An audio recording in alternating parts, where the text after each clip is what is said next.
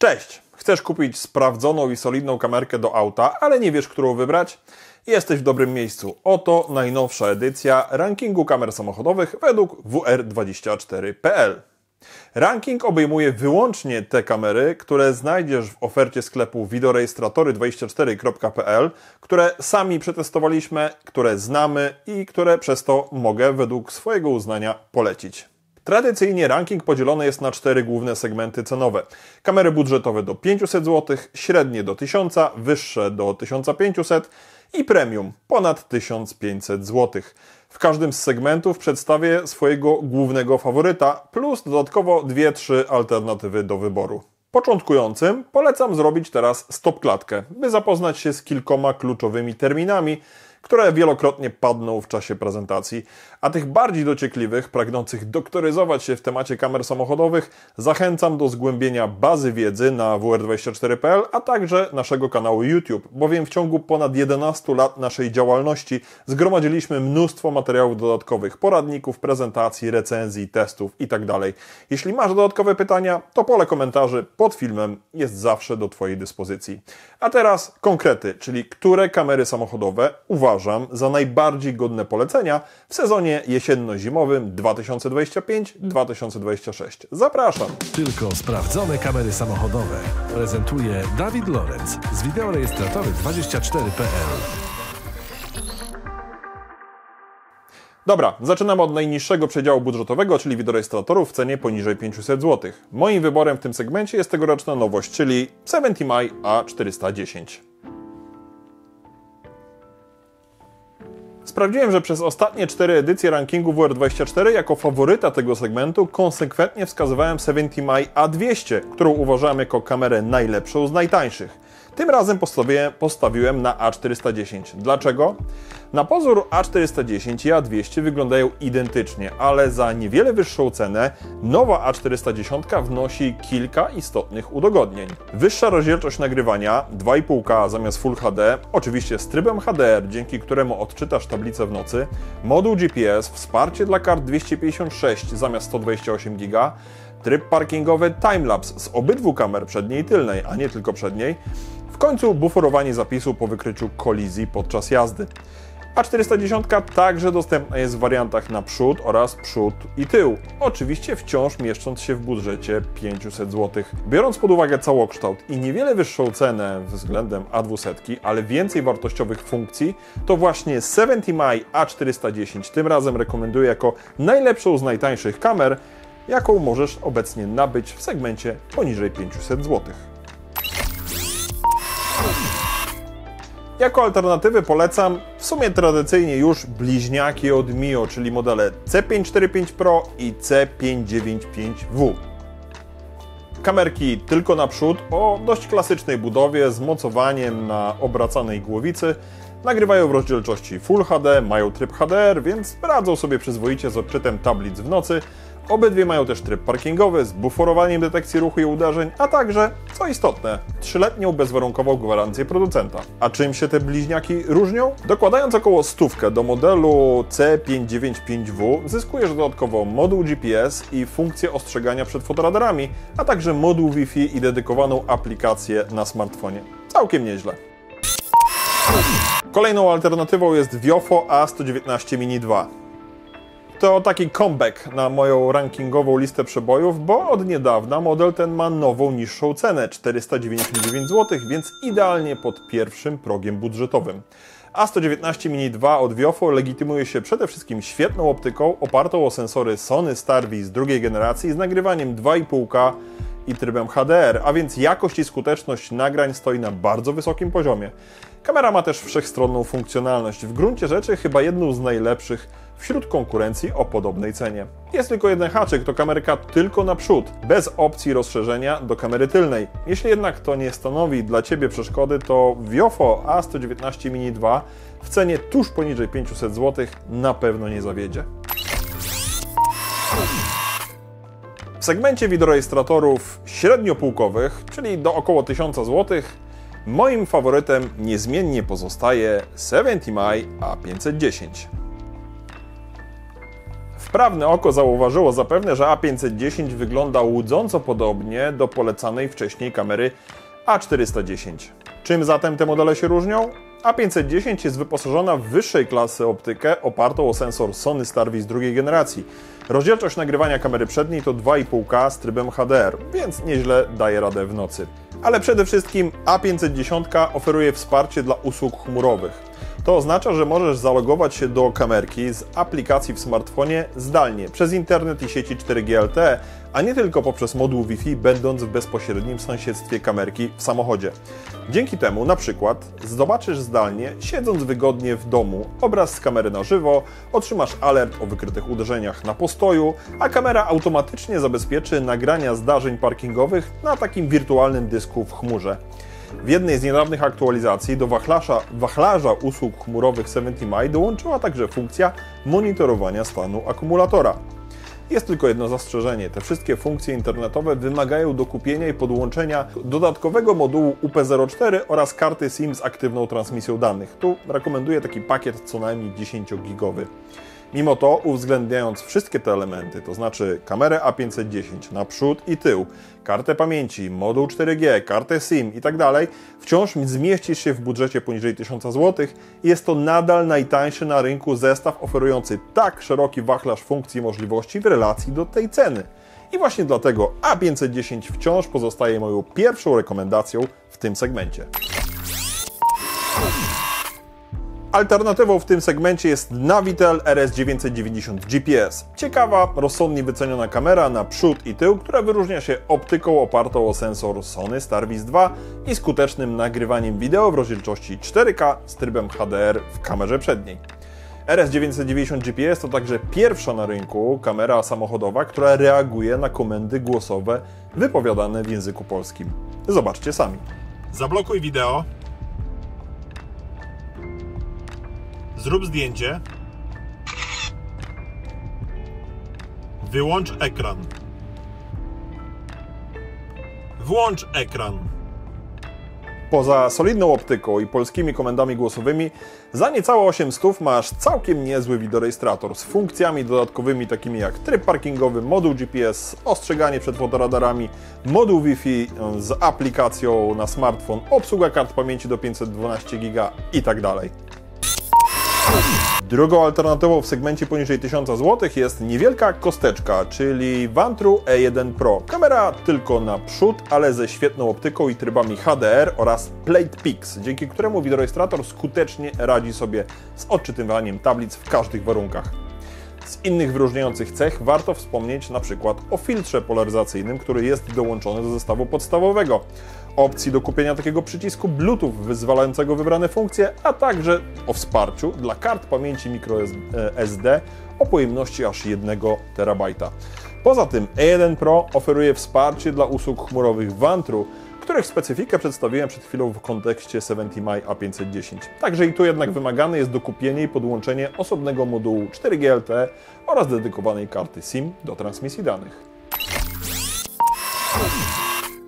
Segment wyższy, czyli rekomendacje wideorejestratorów w cenie od około 1000 do 1500 zł. I tu przyznam szczerze, że wybór nawet dla mnie jest coraz trudniejszy, bo w tych wyższych segmentach można przebierać w wielu bardzo interesujących i funkcjonalnych modelach wideorejestratorów. W pierwszej kolejności rekomenduję jednak 70mi A810S Dual Set, który stanowi następcę udanego i popularnego modelu A810. W cenie niewiele przekraczającej 1000 zł otrzymasz solidną kamerę na przód i tył z optyką Starvis 2, nagrywaniem 4K, HDR w kamerze przedniej, GPS, szybki moduł Wi-Fi 6 generacji i aplikacja na smartfon, buforowanie zdarzeń, tryb parkingowy i komendy głosowe. Do tej palety funkcjonalności oczywiście trzeba dodać wsparcie dla całego wachlarza usług chmurowych, o których wspominałem wcześniej. Naturalnie to wymaga dokupienia modułu P04, zapewnienia karty SIM z transmisją danych, lecz wciąż za ten komplet zmieści się w budżecie poniżej 1500 zł. Jako alternatywy dla 70mi w segmencie do 1500 zł proponuję Viofo A229 Ultra 2CH oraz Vantru S1 Pro Max, które są bardzo podobne do siebie pod względem funkcjonalnym.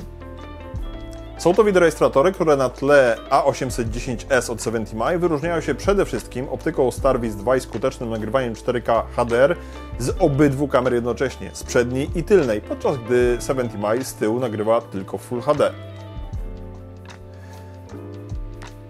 Mają też szerszy w porównaniu do 70mi zakres funkcji monitorowania parkingowego. Viofo i Vantru można doposażyć w taki dodatkowy przycisk Bluetooth do zabezpieczania pliku przed skasowaniem czy wyzwalania wybranych funkcji. Mała rzecz, a cieszy.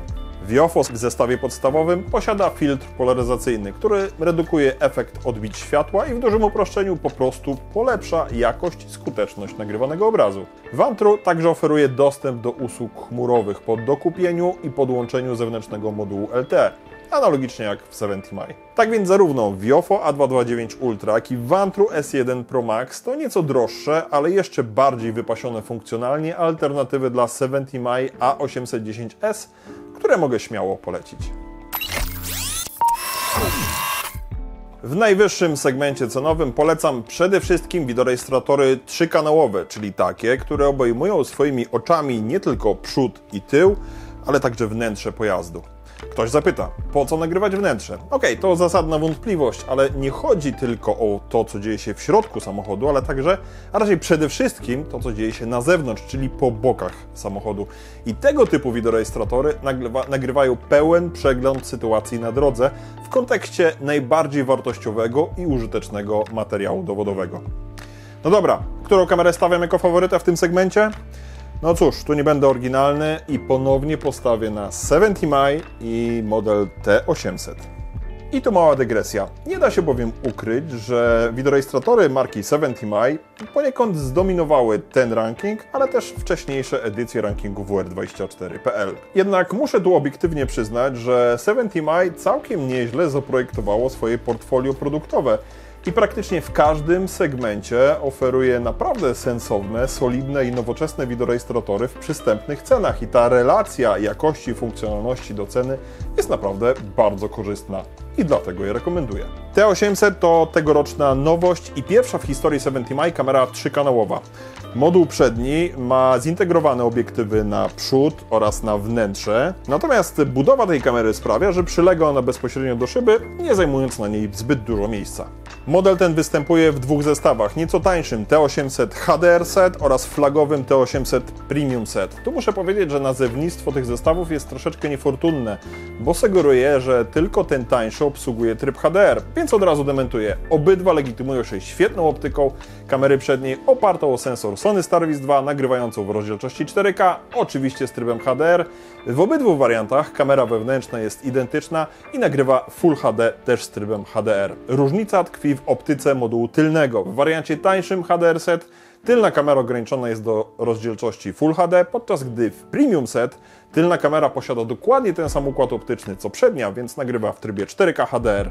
Mamy tu więc do konfiguracji 4K z przodu, 4K z tyłu i Full HD we wnętrzu.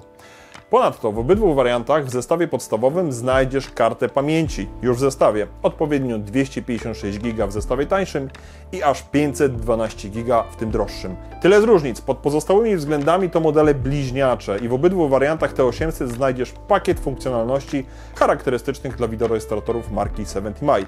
Plus oczywiście kompatybilność z usługami chmurowymi poprzez zewnętrzny moduł UP04 i sieci 4G LTE. Czy świat kończy się na 70mi? Oczywiście, że nie. W segmencie wideorejestratorów trzykanałowych premium bardzo ciekawymi alternatywami są Viofo A329S 3CH oraz Vantru N4 Pro S. Viofo A329S 3CH to moim zdaniem najciekawszy, najbardziej wszechstronny przedstawiciel flagowej rodziny wideorejestratorów Viofo z serii A329STW, do której należy co najmniej 9 różnych modeli. A co konkretnie oferuje wariant A329S 3CH? Dużo. Powiem nawet, że więcej niż polecany wyżej 70mi T800, ale po kolei. Nagrywanie 4K HDR z przodu, 2,5K HDR z tyłu oraz we wnętrzu. Ale to uwaga, bo obiektyw kamery wewnętrznej jest typu rybie oko i oferuje bezkonkurencyjny kąt widzenia oraz skuteczność rejestrowania detali. Ponadto obiektyw ten stanowi odrębny moduł, co z jednej strony trochę komplikuje kabelkologię, ale z drugiej daje większą elastyczność montażu w kabinie. Tu przy okazji mała dygresja, bo w kontekście takich nietuzinkowych rozwiązań optycznych WIOFO jest liderem w całej branży. Poza rybim okiem do wnętrza warto zwrócić uwagę także na wariant A329T, czyli telefoto, teleobiektyw, bo w zestawie tego wariantu znajdziecie taki teleobiektyw, który nagrywa obraz taki jakby zoomowany z dużym przybliżeniem, ale dzięki temu zabiegowi oferuje bezkonkurencyjną w skali całej branży szczegółowość i skuteczność rejestrowania obrazu w każdych warunkach, oczywiście z trybem HDR. No i właśnie tylko WIOFO ma tego typu rozwiązania. Wracając do meritum, z funkcji dodatkowych A329S posiada także rozbudowane tryby parkingowe, w tym tryb hybrydowy, który w zestawieniu z adapterem zasilania HK6 i po wykryciu niskiego napięcia automatycznie przełączy nagrywanie parkingowe w kamerze w tryb ultra energooszczędny. Do kamery można dokupić także taki mały przycisk Bluetooth służący do zdalnego wyzwalania wybranych funkcji. W zestawie podstawowym też jest filtr polaryzacyjny, a taką wisienką na torcie jest opcja podłączenia zewnętrznego dysku SSD jako takiego dodatkowego nośnika danych, gdyby pojemność karty microSD 512 GB była niewystarczająca. Tego wszystkiego w 70mi T800 nie znajdziesz. Jednego tylko brakuje, tego co zwykle w WIOFO, czyli usług chmurowych. Od przeszło 1,5 roku albo i dalej. Słyszę, że chmura od WIOFO już wkrótce. A właściwie tylko tego mi brakuje, żebym mógł z czystym sumieniem powiedzieć, że to właśnie WIOFO ma najbardziej wypasioną kamerę samochodową na rynku. No dobra, a co z Vantrue N4 Pro S? To solidny zawodnik, którego polecam kolejny raz. Solidny też fizycznie, bo ten główny moduł integrujący obiektyw przedni oraz wewnętrzny jest relatywnie duży i ciężki, więc też zajmuje trochę miejsca na szybie. Nagrywanie 4K HDR z przodu, 2,5K HDR z tyłu, Full HD we wnętrzu. Pod względem funkcjonalnym oferuje sporo, minimalnie tylko ustępując WIOFO, ale ma wsparcie dla usług chmurowych. Oczywiście po dokupieniu odpowiedniego modułu LTE.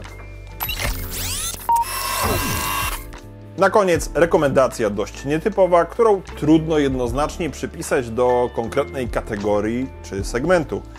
A chodzi o FitCam X, wideorejestrator dedykowany do konkretnego modelu samochodu. Jest to wideorejestrator, którego nie instaluje się tak normalnie na szybie, tylko perfekcyjnie integruje z wewnętrznym panelem pod lusterkiem wstecznym w kabinie auta. Po zamontowaniu kamera FitCam X wygląda jakby była fabrycznym elementem wyposażenia samochodu. Nagrywa w rozdzielczości 4K, w zestawie jest karta pamięci 128 GB, ma dedykowaną aplikację na smartfon i można do niej podłączyć także kamerę tylną. Do dyspozycji jest także tryb parkingowy, niestety tylko pasywny. FitCam X to idealna propozycja dla kogoś, kto ponad szeroką funkcjonalność ceni perfekcyjną integrację z wnętrzem i estetykę montażu. Oferta dedykowanych wideorejestratorów FitCam X w sklepie WR24 od kilku miesięcy stopniowo się rozszerza. Zajrzyj i sprawdź, czy mamy już w ofercie kamerę do Twojego samochodu. Poleciłem jak dotąd ponad tuzin wideorejestratorów, ale czy to wszystko? Warto bowiem mieć świadomość, że w budżecie przeznaczonym na zakup kamery do auta zwykle trzeba uwzględnić także akcesoria dodatkowe. Numerem 1 jest oczywiście karta pamięci, której zazwyczaj nie ma w zestawie z kamerą. Tu absolutnie nie warto oszczędzać, bo kiepskiej jakości karta będzie sprawiać na pewno problemy. Wybieraj karty typu Endurance o zwiększonej wytrzymałości lub karty pamięci tego samego producenta, co sama kamera. Drugi kluczowy element to adapter stałego zasilania do trybu parkingowego. W dużym uproszczeniu, za pomocą adaptera wpinamy zasilanie kamery do bezpieczników albo gniazda OBD2 w samochodzie, zapewniając kamerze dopływ energii z akumulatora także podczas postoju. Tylko tu ważna uwaga, pomimo iż adaptery zasilania zazwyczaj posiadają zabezpieczenia napięciowe, trzeba mieć świadomość, że zasilanie kamery na postoju z instalacji elektrycznej zawsze wpływa negatywnie na wydajność i żywotność akumulatora samochodowego i w dłuższej perspektywie po prostu go degraduje. Dlatego zdecydowanie lepszym wyborem jest zastosowanie dedykowanego powerbanku samochodowego do zasilania wideorejestratora. Takie dwa przykładowe tu mam przed sobą. Po właściwym podłączeniu takiego powerbanku ładuje się on z instalacji elektrycznej, ale tylko podczas jazdy. Natomiast w trakcie postoju zasila wideorejestrator z własnej energii bez obciążania akumulatora. Warto to wziąć pod uwagę, zwłaszcza w okresie jesienno-zimowym, gdy akumulatory w samochodach są poddane szczególnym obciążeniom. Więcej o kartach pamięci, czy sposobach na stałe zasilanie wideorejestratora, czy o powerbankach samochodowych dowiesz się z osobnych poradników na ten temat. Linki oczywiście w opisie pod filmem. To wszystko w tej edycji rankingu. Zajrzyj koniecznie do opisu pod filmem, gdzie znajdziesz odnośniki do wszystkich wideorejestratorów, które wymieniałem w tym rankingu, a także szeregu materiałów dodatkowych, które poszerzą Twoją wiedzę na temat wyboru wideorejestratora. Liczę na to, że ten film dał Ci konkretną odpowiedź, albo przynajmniej wskazówkę, który wideorejestrator najlepiej wybrać, na co zwrócić uwagę. Daj znać koniecznie w komentarzu, szczególnie jeśli masz dodatkowe pytania czy wątpliwości. Czytamy w WR24 wszystkie komentarze i na większość odpowiadamy. Dzięki za obejrzenie tego materiału do końca. Do zobaczenia następnym razem na kanale. Cześć! Subskrybuj nasz kanał na YouTube, obserwuj media społecznościowe i stronę wideorejestratory24.pl.